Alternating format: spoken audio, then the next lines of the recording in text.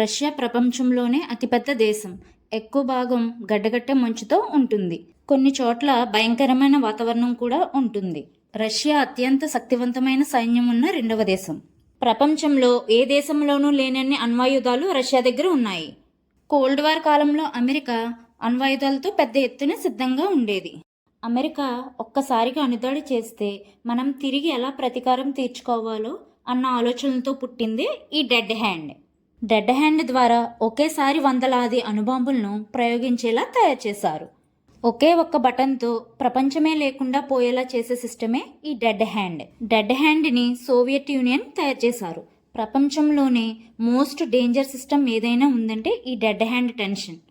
ఇది పూర్తిగా సెన్సార్ ఆధారంగా పనిచేసే సిస్టమ్. ప్రపంచంలోనే అత్యంత శక్తివంతమైన కమ్యూనికేషన్ వ్యవస్థ సాయంతో ఈ డెడ్ హ్యాండ్ పనిచేస్తుంది.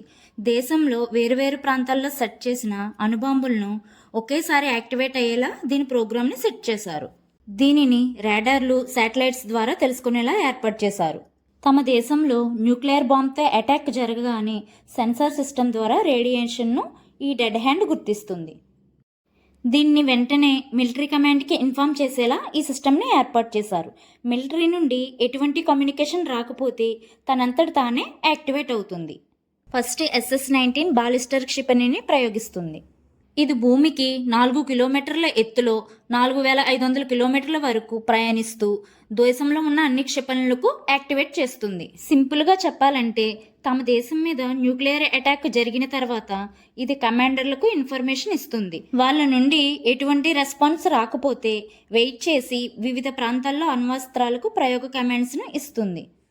ఈ అణ్వాస్త్రాలు గాల్లోకి లేచి టార్గెట్ను ధ్వంసం చేస్తాయి.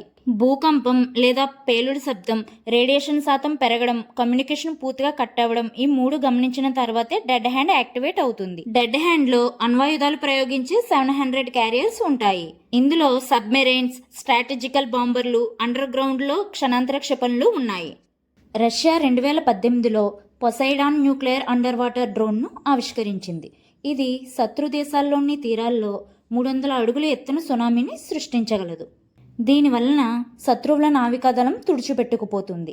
అమెరికాను లక్ష్యంగా చేసుకుని దీనిని నిర్మించినట్లు చెబుతున్నారు. 2027 నాటికి ఇది పూర్తి స్థాయిలో అందుబాటులోకి వస్తుంది.